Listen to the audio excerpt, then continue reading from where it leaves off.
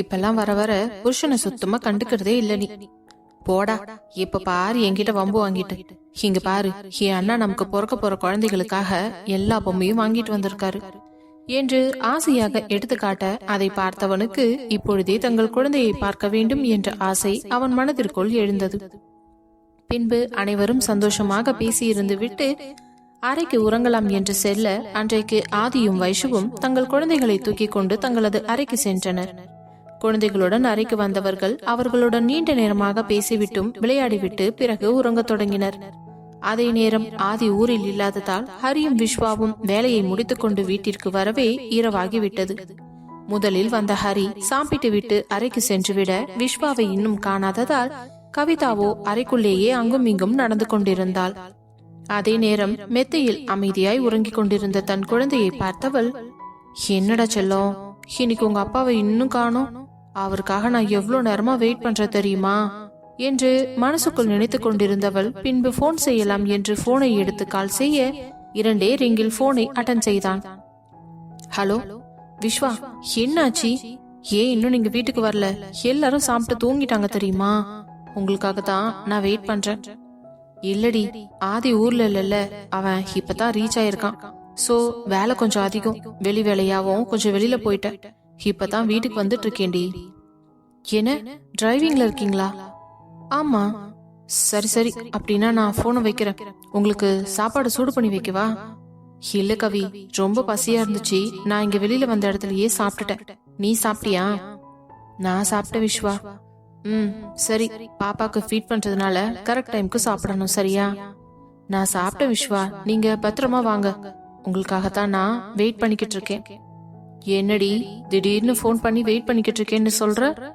அதெல்லாம் அப்படித்தான், நீங்க டிரைவிங்ல ஒண்ணு என்கிட்ட பேச தேவையில்ல, நான் போனை வைக்கிறேன் என்று போனை கட் பண்ணிவிட அதே நேரம் ப்ளூடூத்தை கட் செய்தவன், இன்னைக்கு என் பொண்டாட்டிக்கு என்ன ஆச்சு? ரொம்ப வித்தியாசமா பேசுறாளே, என்ன விஷயமா இருக்கும் என்று யோசித்துக் கொண்டே வந்தவனுக்கு இன்று ஃபுல்லாக அங்கும் இங்கும் அலைந்ததில் உடல் முழுவதும் அலுப்பு. அது மட்டுமில்லாமல் மனம் முழுவதும் ஏதோ ஒரு அழுத்தமாகவே இருந்தது. அது எதனால் என்று அவனுக்கு சரியாக தெரியவில்லை. ஒரு வழியாக வீட்டிற்கு வந்தவன் காரை நிறுத்திவிட்டு அவனிடம் இருக்கும் சாவியை திறந்து கொண்டு உள்ளே வந்து தன்னுடைய அறை கதவை திறக்க, ஆனால் அது இருட்டாக இருந்தது. என்னடா இது, இப்பதான் போன்ல பேசினா அதுக்குள்ள தூங்கிட்டாளா என்றவன் அறைக்குள் நுழைந்து கதவை லாக் செய்துவிட்டு அந்த இருட்டுக்குள்ளேயே நடந்து சென்று கொண்டிருக்க, கவிதாவோ அவன் எதிர்பார்க்காத நேரத்தில் பின்னால் இருந்து அவனை இறுக்கமாக அணைத்துக் கொண்டாள். அவளுடைய அணைப்பு சொல்லியது அது தன் மனைவிதான் என்று அதை புரிந்து கொண்டவன், ஹே கவி, இருட்டுல என்னடி பண்ற? விஸ்வா, அமைதியா இருங்க, பேசாதீங்க. ஏண்டி, குழந்தை தூங்குறாள்ல, சத்தம் போடாதீங்க. ஏய், பாப்பா முகம் கூட சரியா தெரியலடி, பகல்ல வெளிச்சத்துல பாக்குறீங்கல்ல, அதுவே போதும் என்று கூற அவனும், சரி நான் போய் ரெஃப்ரெஷ் ஆயிட்டு வந்துடுறேன், எனக்கு கொஞ்சம் டயர்டா இருக்கு என்று கூற, அதே நேரம் அவளோ அப்பொழுதும் அவனை விடாமல் இறுக்கமாக அணைத்துக் கொண்டு அவனின் நடுமுதுகில் தன் இதழை பதிக்க, அதில் ஒரு நிமிடம் அவனுடைய முதுகு தண்டு சில்லிட்டது. கவி என்று அவள் கையை பிடித்து தனக்கு முன்னால் கொண்டு வந்தவன் அவள் முகத்தை ஆராய்ந்த பார்வை பார்க்க, அந்த இருட்டில் கூட தன் மனைவியின் அழகு அவனை என்னவோ செய்தது. அழகாக தயாராகி சேலை கட்டிக்கொண்டு தலை நிறைய பூ வைத்துக் கொண்டு நிற்பவளை பார்ப்பதற்கே அவனுக்கு ஒரு மாதிரியாக இருக்க, ஹே என்னடி நடக்குதுங்க, எங்கேயாச்சும் வெளியில போறோமா? ஏன் அப்படி கேக்குறீங்க? இல்ல, இவ்ளோ அழகா தயாராயிருக்கியே அதுக்காக கேட்டேன். அட மக்கு புருஷா, நான் தயாரானது எல்லாமே உங்களுக்காகத்தான். என்னடி சொல்ற, எனக்காகவா?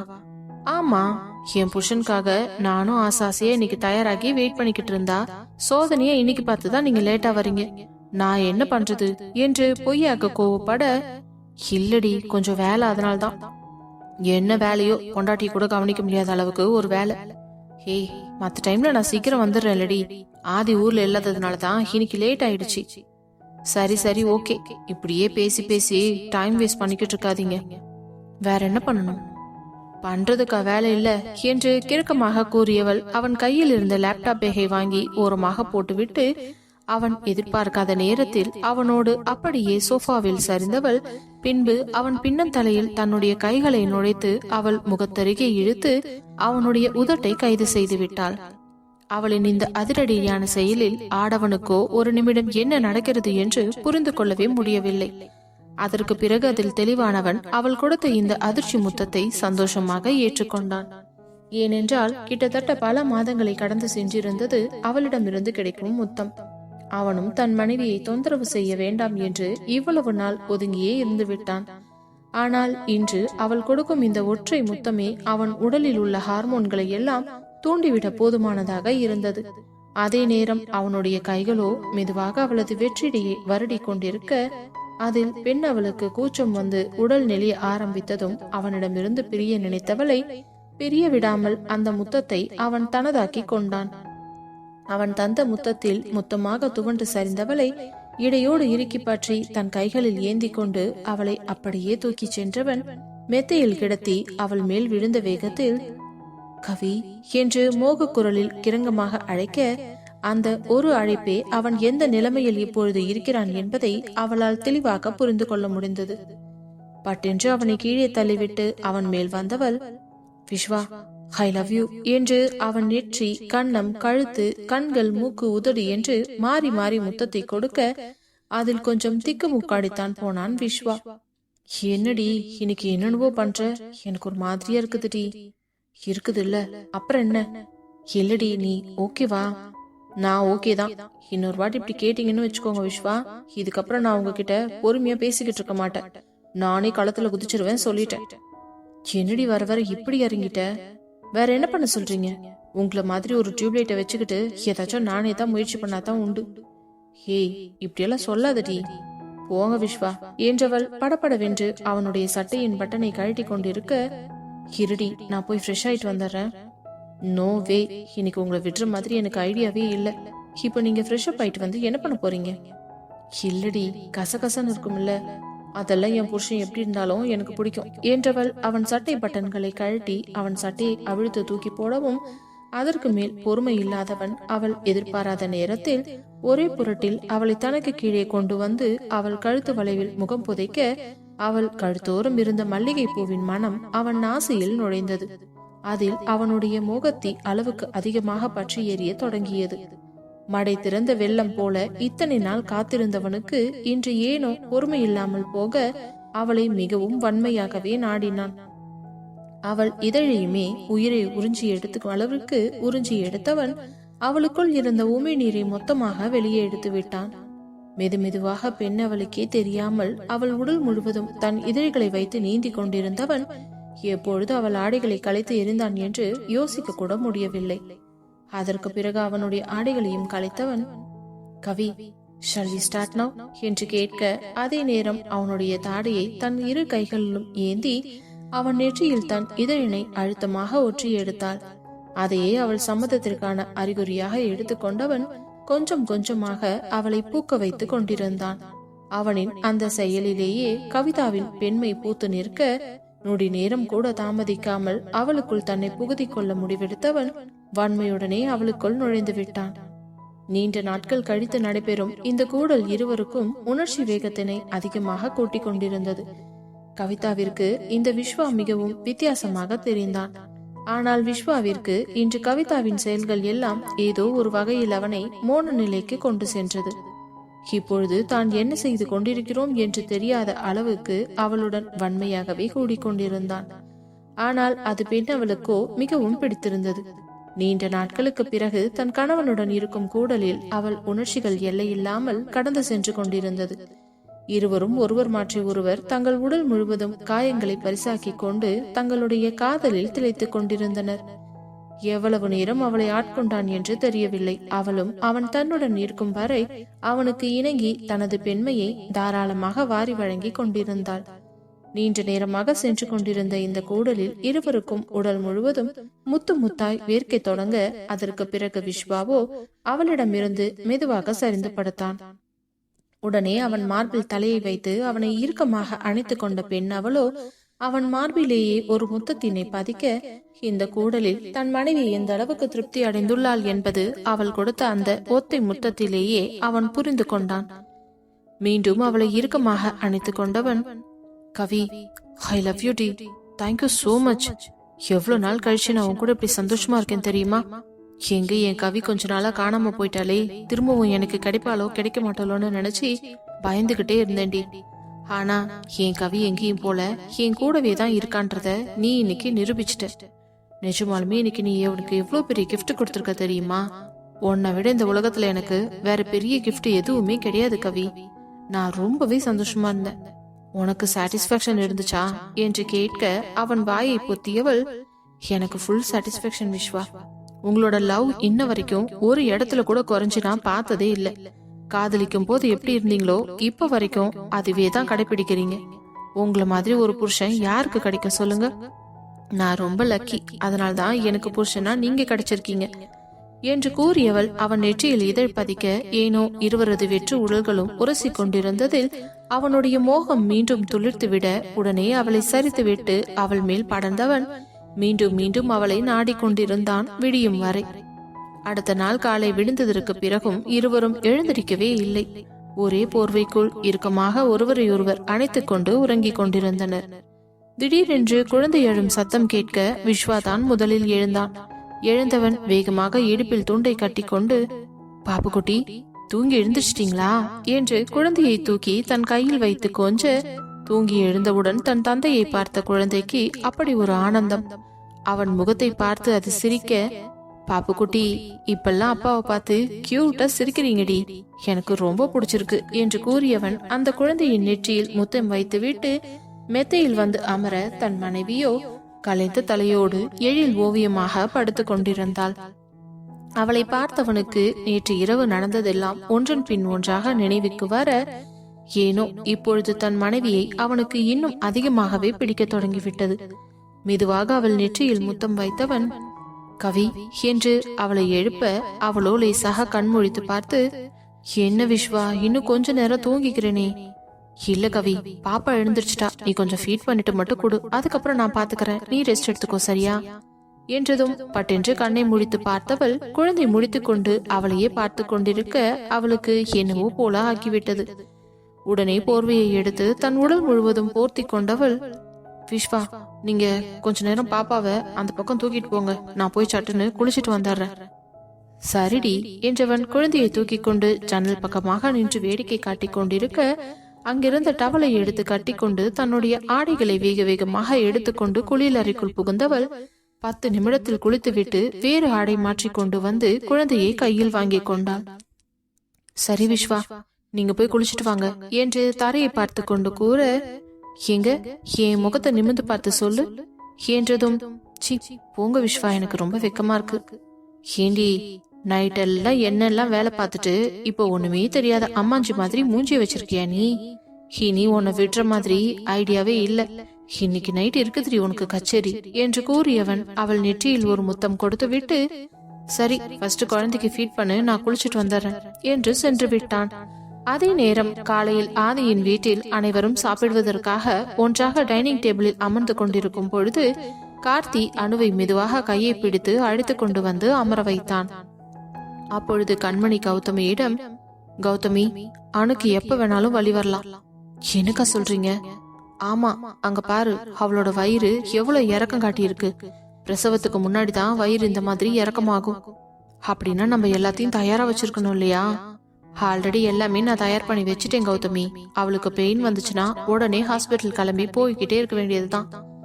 அப்பொழுது வைஷு அவள் கையை பிடித்து அழைத்து வந்து சேரில் அமர வைத்தவள், ரொம்ப டயர்டா இருக்கானோ?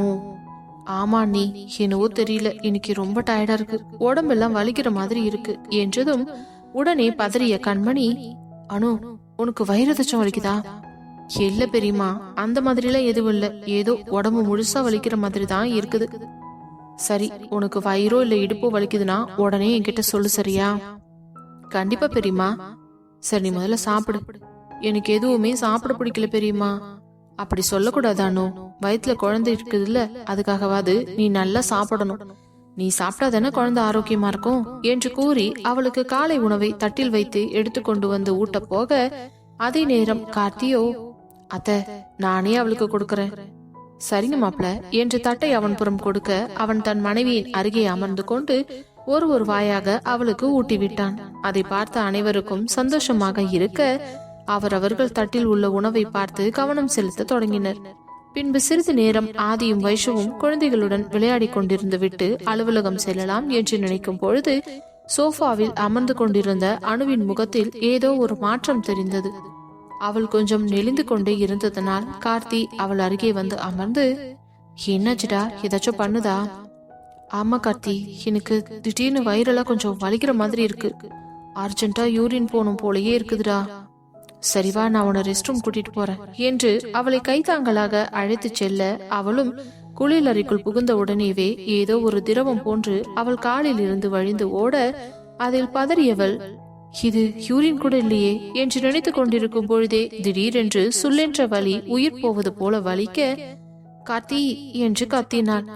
அவள் உள்ளே சென்றதிலிருந்து கதவை பூட்டாமல் வாசலிலேயே காத்து கொண்டிருந்த கார்த்திக்கு அவளின் சத்தம் கேட்டவுடன் இதயம் பதறுவது போல இருந்தது. வேகமாக உள்ளே ஓடியவன் அவள் பைப்பை பிடித்து தாங்கிக் கொண்டு நிற்பதை பார்த்து பதறிவிட்டான். என்னாச்சுடி, என்ன பண்ணுது? கார்த்தி, எனக்கு ரொம்ப வலிக்குதுடா, பிளீஸ் உடனே என்ன ஹாஸ்பிட்டல் கூட்டிட்டு போயேன். என்னடி சொல்ற? பிளீஸ்டா, இப்போ பேசுறதுக்கு டைம் இல்ல, தயவு செஞ்சு என்ன வெளியில கூட்டிட்டு போ, இல்லனா நீ போய் பெரியம்மா வர சொல்லு போ என்று அவனை பிடித்து தள்ள அவளை அழைத்து கொண்டு வந்து மெத்தையில் படுக்க வைத்தவன் வேகமாக வெளியே ஓட, அப்பொழுதுதான் ஆதி காரை ஸ்டார்ட் செய்ய போனான். அதற்குள் வாசலுக்கு ஓடி வந்தவன், ஆதி ஒரு நிமிஷம் இருங்க அத்த, சீக்கிரம் உள்ள வாங்கல. என்னாச்சு மாப்ள? என்னன்னே தெரியல, அணு திடீர்னு வயிறு வலிக்குதுன்னு அழுறா, பிளீஸ் வாங்கல என்றதும் கண்மணிக்கு புரிந்து விட்டது. ஆதி ஒரு நிமிஷம் வெயிட் பண்ணு என்றவர் அணுவின் அறைக்கு ஓட அவள் சொல்லியதை கேட்டவருக்கு அப்பொழுதே புரிந்துவிட்டது பனிக்குடம் உடைந்து விட்டது என்று. உடனே, கௌதமி சீக்கிரமா அந்த டெலிவரி பேக் எடுத்து கார்ல வை. ஆதி இங்க வாப்பா. என்னாச்சுமா? மாப்ள, ஆதி 2 பேரும் அணுவை தூக்கிட்டு போய் கார்ல உட்கார வைங்க என்றதும் உடனே கார்த்தியோ, நானே தூக்கிட்டு வரேன். இல்ல கார்த்தி, இருக்கட்டும், நான் பாத்துக்கிறேன் என்றவன் தன் தங்கையை யாருடைய உதவியும் இல்லாமல் வேக வேகமாக தூக்கி கொண்டு வெளியே ஓடி வர, அதே நேரம் கண்மணியும் விஸ்வநாதனும் தன் பேர குழந்தைகளை கையில் தூக்கி கொண்டு பின்னாலேயே ஓடி வர, கௌதமி ஹாஸ்பிட்டல் பேக்கை கையில் எடுத்துக்கொண்டு ஓடினாள். 2 கார்களில் அனைவரும் ஒன்றாக சென்றுவிட ஹாஸ்பிட்டலுக்கு போன் பண்ணி விஷயமும் சொல்லியாயிற்று. அவளுக்காக லேபர் வார்டும் தயாராக இருந்தது. ஹாஸ்பிட்டல் வாசலில் சென்று நின்றதும் அங்கிருந்த வார்டு பாய் ஸ்ட்ரெச்சரை தள்ளி கொண்டு ஓடி வர, அதில் தூக்கி அவளை படுக்க வைத்து அவள் கையை இறுக்கமாக பிடித்து கொண்ட ஆதி, அனு கவலைப்படாதடா, பயப்படக்கூடாது சரியா, தைரியமா இருக்கணும், உனக்கு ஒண்ணுமே ஆகாது. இங்க வெளியில தான் அண்ணா உனக்காக காத்துக்கிட்டு இருப்பேன். என் மருமகளையும் பத்திரமா சீக்கிரம் கொண்டு வந்துடுறா என்று கண்கலங்கியபடியே கூற அவளும் அந்த வலியுடனேயே தலையை அசைத்தாள்.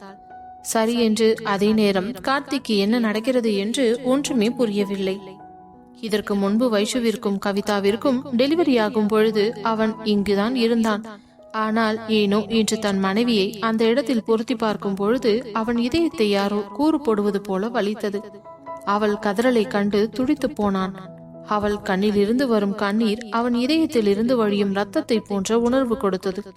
அவள் இன்னொரு கையை அவன் இறுக்கமாக பிடித்து கொண்டு அந்த ஸ்ட்ரெச்சருடனே ஓடி வந்தவன், அனு நான் உன் கூடவே தான் இருக்கேன், தயவு செஞ்சு பயப்படாதடி.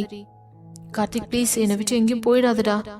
நிச்சயமா போக மாட்டேன், உன் கூடவே தான் நான் இருப்பேன் என்று கூறிக்கொண்டு அவள் பின்னாலேயே ஓடி லேபர் வார்டுக்குள் கார்த்தி மட்டும் அணுவோடு உள்ளே நுழைந்து கொண்டான். அதே நேரம் வெளியில் இருப்பவர்கள் எல்லாம் கையை பிசைந்து கொண்டு பதட்டமாக இருக்க, ஆதிக்கு ஒரு நிமிடம் உலகமே இயங்குவதை நிறுத்தியது போன்ற உணர்வு தோன்றியது. அந்நேரம் வைஷு அவன் கைகளை இறுக்கமாக பிடித்துக் கொண்டு, ஆதி இந்த டைம்ல நீங்க தான் தைரியமா இருக்கணும், நீங்களே இப்படி உடஞ்சு போயிட்டா மத்தவங்களுக்கு யார் ஆறுதல் சொல்றது? இல்லடி, அணு துடிக்கிறத பார்த்தா எனக்கு டெலிவரி டைம்ல நீ கஷ்டப்பட்டதான் ஞாபகத்துக்கு வருது. அவளால எப்படி தாங்க முடியும்? அவ சின்ன பொண்ணு இல்லையா? எனக்கு புரியுது ஆதி, ஆனா எனக்கும் அவளுக்கும் ஒரே வயசுதான். சோ அவளும் நிச்சயமா இதை கடந்து வருவா, நீங்க பயப்படாதீங்க. அதுவும் இல்லாம கார்த்தி அவ கூடவே இருக்கிற வரைக்கும் அவ தைரியத்தை என்னைக்கும் கைவிட மாட்டா என்றவள், சரி நான் எல்லாருக்கும் போன் பண்ணி சொல்றேன், நீங்க மத்தவங்களை பாத்துக்கோங்க என்று கூறிவிட்டு அங்கிருந்து நகர்ந்து முதலில் அழைத்தது கார்த்தியின் அம்மா அப்பாவிற்கு தான். என்னங்க இந்த வயசு பொண்ணு என்ன இவ்வளவு காலையிலே போன் பண்ணுது? என்னன்னு தெரியலையே, எடுத்து பேசு என்றதும் அவரும் சிரித்து கொண்டே, ஹலோ வைஷு, என்ன இவ்ளோ காலையிலே போன் பண்ணிருக்க? ஹலோ ஆன்ட்டி, நீங்க உடனே கிளம்பி நம்ம அணுவுக்கு செக்அப் பண்ற ஹாஸ்பிட்டலுக்கு வாங்க. ஏன் என்னாச்சுமா? ஒண்ணு இல்ல ஆன்ட்டி, அவளுக்கு திடீர்னு லேபர் பெயின் வந்துடுச்சு, இப்பதான் ஹாஸ்பிட்டலுக்கு கூட்டிட்டு வந்திருக்கோம். ப்ளீஸ் கொஞ்சம் உடனே வாங்களேன். இதோ உடனே வரேம்மா என்றவர் போனை வைத்து விட்டு, என்னங்க அணுவுக்கு வலி வந்துருச்சான், ஹாஸ்பிட்டலுக்கு கூட்டிட்டு போயிருக்காங்க, உடனே போலாங்க. என்னமா சொல்ற? இதோ கிளம்பலாம் இரு என்றவர் வெளியில் வந்து அவர் பைக்கை எடுத்துக்கொண்டு தன் மனைவியை அழைத்து ஹாஸ்பிட்டலுக்கு புறப்பட்டார். பிறகு அதே நேரம் தன்னுடைய தாய்க்கு அழைத்த வைஷுவோ, அம்மா என்றதும், என்னடி காலையிலே போன் பண்ணிருக்க? அம்மா அணுக்கு வலி வந்துருச்சுமா, ஹாஸ்பிட்டல் கூட்டிட்டு வந்திருக்கோம். எப்படா? இப்பதாம்மா. சரி சரி நீ பயத்துப்படாம இரு, நாங்க எல்லாரும் உடனே வந்துடுறோம் என்றவர் போனை வைத்துவிட்டு பின்பு வீட்டில் இருக்கும் அனைவருக்கும் கூற, ஹரிக்கும் விஸ்வாவிற்கும் கையும் ஓடவில்லை காலும் ஓடவில்லை. ஏனென்றால் அணு அவர்களுக்கு தங்கையாயிற்றே. தன் தங்கை ஒரு வலி என்றால் அது அண்ணனாகப்பட்ட அவர்களுக்கும் வலிக்கும் என்பது அன்றுதான் புரிந்தது. இருவரும் பதட்டத்தில் அங்கும் இங்கும் ஓடிக்கொண்டிருக்க, அப்பொழுது கவியும் பிரியங்காவும் அவர்கள் இருவர் கையை இறுக்கமாக பிடித்து கொண்டு, கவலைப்படாதீங்க, அணுக்கு நிச்சயமா ஒன்னும் ஆகாது, நல்லபடியா குழந்தை பிறக்கும், நீங்க தைரியமா இருங்க சரியா? இப்ப வாங்க உடனே கிளம்பலாம் என்று அவர்களும் ஹாஸ்பிட்டலுக்கு புறப்பட்டு வந்து விட்டனர். கௌசல்யாவும் மாலதியும் ஒரே நேரத்தில் உள்ளே நுழைய, அங்கு கண்மணியும் கௌதமியும் கையை பிசைந்து கொண்டு கண்ணீர் மல்க நின்றிருப்பதை பார்த்தவர்களுக்கு இதயத்தை பாறாங்கல்லை வைத்து அழுத்துவது போன்ற ஒரு வலி ஏற்பட்டது. உடனே மாலதி வேகமாக ஓடி சென்று கண்மணி கௌதமியின் கையை பிடித்துக் கொண்டு, சமந்தி என்னாச்சு? டாக்டர் என்ன சொல்றாங்க? என் மருமக எப்படி இருக்கா? இல்ல சமந்தி, இப்பதான் உள்ள கூட்டிட்டு போயிருக்காங்க, இன்னும் டாக்டர் வெளியே வந்து எதுவுமே சொல்லல. ஆமா கார்த்தி எங்க சமந்தி? மாப்பிள்ள உள்ள அணு கூட தான் இருக்கிறாரு. அப்பாடா, அவன் கூட இருந்தான்னா அவளுக்கு கொஞ்சம் தைரியமா இருக்கும். ஆமா சமந்தி என்று இவர்கள் பேசிக் கொண்டிருக்க, அதே நேரம் உள்ளே அணு அழுது கொண்டிருப்பது வெளியே அவர் காதுகளில் தெளிவாக விழுந்தது. அடுத்த நிமிடம் ஆதி அப்படியே உடைந்து அமர்ந்து விட்டான். அதை பார்த்த கண்மணி வைஷு அனைவரும் அவன் அருகே சென்று, ஆதி ப்ளீஸ், இந்த அளவுக்கு உடைஞ்சு போகாதீங்க, நீங்க தான் இந்த வீட்டோட தூண், நீங்களே இப்படி இடிஞ்சு போயிட்டா மத்தவங்களுக்கு எல்லாம் யார் தான் ஆறுதல் சொல்றது? ஆமா பாதி, அணுக்குட்டிக்கு ஒன்னும் ஆகாது, அவளுக்கு நல்லபடியா குழந்தை பிறக்கும், நீ தயவு செஞ்சு மனசை தளர விட்டுறாதப்பா. இல்லம்மா, அவ இன்ன வரைக்கும் இப்படி அழுது நான் பார்த்ததே கிடையாது, முதல் தடவையா அவ இப்படி கதறி அழுவுறத பாக்குறேன். ஒரு அண்ணனா இருந்து என் தங்கச்சியோட இந்த வலிய கூட என்னால போக்க முடியலன்னு நினைக்கும் போது என்ன நினைச்சு எனக்கே ரொம்ப கேவலமா இருக்குதுமா. ஐயோ ஆதி, ஏன்பா இப்படி எல்லாம் பேசுற? ஒரு பொண்ணுக்கு பிரசவ வலிங்கிறது யாராலையும் தடுக்க முடியாது, அதை அவ அனுபவிச்சுதான் ஆகணும். ஆனா அதுக்காக நீ இவ்வளவு கில்ட்டியா ஃபீல் பண்ண வேண்டிய அவசியம் இல்ல, புரிஞ்சுதா? இதே மாதிரி தானே வைஷுக்கும் இருந்திருக்கும், அவளும் இப்படித்தானே துடிச்சா. எனக்கு புரியுதுமா, ஆனா என்னை பொறுத்த வரைக்கும் அணு இன்னும் சின்ன குழந்தையா தான் இருக்கா. உங்களுக்கே தெரியும்ல, அவளை சின்ன பிள்ளையில இருந்து எப்படி பார்த்து பார்த்து வளர்த்துருக்கோம். ஒரு சின்ன கஷ்டம் கூட கொடுத்ததில்ல. ஆனா அவளுக்கு இவ்வளோ பெரிய வலியை தாங்கிக்கிறதுக்கு எப்படி முடியும்னு தான் எனக்கு ஒண்ணுமே புரிய மாட்டேங்குது. சரி, அதை பத்தி யோசிச்சுட்டே இருந்தா நமக்கு டென்ஷன் தான் அதிகமாகும். அதனால ஃப்ரீயா விடு, கண்டிப்பா அணுக்குட்டிக்கு எதுவும் ஆகாது, நல்லபடியா குழந்தை பிறந்துரும் என்று கூற, அதே நேரம் கார்த்தியோ அழுது கொண்டே வெளியில் வந்தான். அவனை பார்த்தவுடன் மாலதி வேகமாக ஓடி சென்று, கார்த்தி என்னாச்சுடா, ஏன் இப்படி கண் கலங்கி வர? அம்மா, என்னால உள்ள இருக்கவே முடியல என்று அவரை இறுக்கமாக அணைத்து கொண்டு, அவ இதுக்கு முன்னாடி இப்படி அழுது நான் பார்த்ததே இல்லம்மா, எப்படி அழுவுறா அப்படின்னா அவளுக்கு எந்த அளவுக்கு வலி இருக்கும். ஏமா பொண்ணுங்களுக்கு மட்டும் இந்த கஷ்டம்? என்னப்பா பண்றது, அது நாங்க வாங்கிட்டு வந்த வாரம் அப்படி. குழந்தைய இப்படி வலிக்க வலிக்கதான் பெத்தெடுக்கணும்னு கடவுள் படைச்சு வச்சிருக்கிறாரு. அந்த வலியெல்லாம் குழந்தை பிறந்ததுக்கு அது முகத்தை பாக்குற வரைக்கும் தான், அதுக்கப்புறம் சந்தோஷம் மட்டுமே மனசுல நிறைஞ்சிருக்கும். ஆனா அது வரைக்கும் அவ துடிக்கிற துடிப்பு இருக்குதே, என் உயிரையே யாரோ அறுத்து எறிகிற மாதிரி இருக்குதுமா. ஐயோ கார்த்தி, அப்படியெல்லாம் பேசாத என்றதும் ஆதி அவன் தோளில் கையை வைக்க, ஆதியை இறுக்கமாக அணைத்து கொண்டவன், ஆதி எனக்கு ரொம்ப பயமா இருக்கு, என் அணுவுக்கு எதுவும் ஆகாது இல்ல? என்ன பேசுற கார்த்தி, அணுவுக்கு நிச்சயமா எதுவுமே ஆகாது, நான் ஆகவும் விட மாட்டேன். அவ நல்லபடியா குழந்தை பெத்துட்டு வருவா, நீ போய் அவ பக்கத்துல இரு. நீ அவ பக்கத்துல இருக்கிறது தான் அவளோட ஒட்டுமொத்த தைரியமே. நீ தான் அவளுக்கு இன்னைக்கு கொடுக்கணும். நீ கொடுக்கற ஆறுதலானதான் அவ குழந்தைய சீக்கிரமா நல்லபடியா பெத்தெடுப்பா என்று கூறியவன், தயவு செஞ்சு உள்ள போ கார்த்தி, இந்நேரம் நீ இல்லாததுக்கே அவ இன்னும் அதிகமா துடிச்சிருப்பா என்றதும் அப்பொழுதே அழுது துடிக்கும் தன் மனைவியின் முகம் தன் கண் முன்னே வர, சாரி ஆதி, நான் வெளியில வந்திருக்கவே கூடாது என்றவன் வேகமாக கதவை திறந்து கொண்டு மீண்டும் உள்ளே ஓடி சென்று அவளை பார்க்க, அவளோ அவனை பார்த்த பிறகுதான் போன உயிர் மீண்டும் திரும்பி வந்தது போல இருந்தது. கார்த்தி, எங்கடா போன என்று அந்த வழியிலும் அவள் அழுது கொண்டே கேட்க, நீ அழுவுறது என்னால பார்க்க முடியலடி, அதனால வெளியில போனேன். ஆனா வெளியில போய் உன்னை விட்டுட்டு இருக்க முடியல, அதான் திரும்ப உள்ள வந்துட்டேன் என்று கூற, அதே நேரம் டாக்டரும், இங்க பாரு கார்த்தி, இந்த மாதிரி நேரத்துல நீ எமோஷனல் ஆக்க கூடாது. நீ தான்ப்பா அணுவுக்கு தைரியம் சொல்லணும், அப்பதான் அவ எங்களுக்கு முழு ஒத்துழைப்பு கொடுப்பா, புரியுதா? புரியுது டாக்டர். அனு, நான் சொல்ற மாதிரி கேளு, அப்பதான் உனக்கும் சரி குழந்தைக்கும் சரி எந்த பிரச்சனையும் இல்லாம ஈஸியா டெலிவரி பார்க்க முடியும் என்று கூற, அவளும் ஓகே ஆண்டி, கண்டிப்பா எப்படியாவது என் குழந்தைய நல்லபடியா வெளியில எடுத்து என் புருஷ கையில கொடுத்துருங்க என்று கூற, அந்த வார்த்தை ஏதோ கார்த்திக்கு தாங்கிக் கொள்ள முடியாத ஒரு வேதனையை கொடுத்தது. உடனே அவன் டாக்டரை பார்த்து, டாக்டர், அணுவுக்கும் சரி குழந்தைக்கும் சரி எதுவும் ஆகக்கூடாது, 2 பேரும் நல்லபடியா என்கிட்ட வந்து சேரணும் என்றான் இறுகிய குரலில். கவலைப்படாத கார்த்தி, 2 பேரையும் எந்த பிரச்சனையும் இல்லாம காப்பாத்துறதுக்கு தான் நான் முயற்சி பண்ணிக்கிட்டு இருக்கேன். கொஞ்சம் எங்களுக்கு முடிஞ்ச வரைக்கும் முழு ஒத்துழைப்பு கொடுத்தா கொடுங்க, அது போதும் என்று கூறிய மருத்துவர் அணுவை செக் செய்து பார்க்க, அனு, குழந்தை இன்னும் கீழே இறங்கி வர்றதுக்கு டைம் இருக்குதுடா, இப்போ உனக்கு வலி அதிகமா இருக்குது இல்ல? ஆமா ஆண்டி. சரி, நம்ம கொஞ்ச நேரம் வெயிட் பண்ணி பார்க்கலாமா என்று கூற, உடனே கார்த்திகோ, என்ன டாக்டர் சொல்றீங்க, வெயிட் பண்ணி பார்க்க போறீங்களா? அது வரைக்கும் அவ எப்படி வலி தாங்குவா? வேற வழி இல்ல கார்த்தி, குழந்தை கீழே இறங்கி வராம நாங்க எப்படி வயிற்றுல இருக்கிற குழந்தைய வெளியில எடுக்க முடியும்? இப்போ அதுக்கு என்ன பண்றது டாக்டர்? அனு கொஞ்சம் மெதுவா கீழே இறங்கி இந்த லேபர் வாட்டுக்குள்ளேயே நடக்கிறியாடா? என்னால சுத்தமா முடியல ஆண்டி, பிளீஸ்டா, குழந்தைக்காக கொஞ்சம் முயற்சி பண்ணு என்றதும் அவளும் லேசாக தலையை அசைத்து விட்டு காலை எடுத்து கீழே வைக்க, கார்த்தி அவளை பிடித்து கொண்டு நிதானமாக நடந்து வைக்க கொண்டிருந்தான். அத்தனை வளைவிலும் வேதனையிலும் கண்களில் இருந்து வழிந்த கண்ணீரை துடைத்துக் கொண்டு தன் குழந்தைக்காக அவ்வளவு வலியையும் தாங்கிக் கொண்டாள். அப்பொழுதுதான் கார்த்திக்கு பெண்களின் மகத்துவமே புரிய ஆரம்பித்தது. தன் அன்னையும் தன்னை இது போன்று தானே கஷ்டப்பட்டு பெற்றிருப்பார் என்று உலகத்தில் உள்ள பெண்களை எல்லாம் நினைத்து ஆச்சரியப்பட்டு போனான். இப்படிப்பட்ட பெண்மையை தான் சில தவறான ஆண்கள் தவறான கண்ணோட்டத்தில் பார்க்கிறார்கள். தவறான அணுகுமுறையில் அவர்களிடம் வன்புணர்வை காட்டுவதெல்லாம் இந்த நிமிடம் அவனால் ஏற்றுக்கொள்ளவே முடியவில்லை.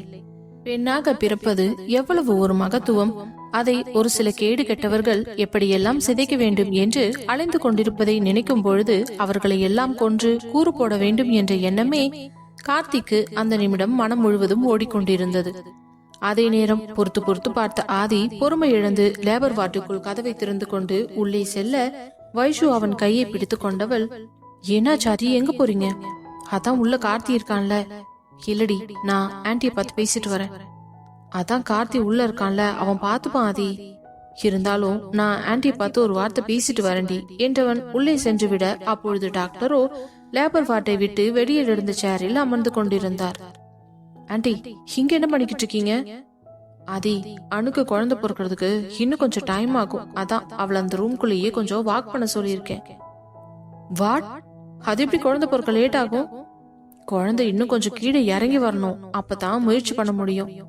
அப்போ அது வரைக்கும் என் தங்கச்சி வழியிலேயே துடிக்கணுமா? வேற வழி இல்ல ஆதி, நம்ம என்னதான் முயற்சி பண்ணாலும் குழந்தை எப்ப வெளியில வரணும்னு இருக்கோ அப்பதான் வரும். அதுக்கு முன்னாடி நம்ம எதுவுமே பண்ண முடியாது. என்ன ஆண்டி, கொஞ்சம் கூட பொறுப்பே இல்லாம பேசுறீங்க? ஆதி, ஆல்ரெடி எத்தனை டெலிவரி பார்த்தாச்சு, இன்னும் உனக்கு புரியலையா? புரியுது ஆண்டி, இருந்தாலும் அனு.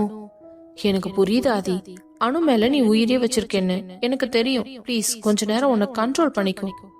குழந்தைய எப்படியாவது நல்லபடியா வெளியில எடுத்து உன் தங்கச்சியையும் அவ குழந்தையும் உன்கிட்ட பத்திரமா கொடுக்க வேண்டியது என்னோட பொறுப்பு என்றதும், ஓகே ஆண்டி என்றவன் அரைமனதோடு அங்கிருந்து வெளியே வந்து விட்டான்.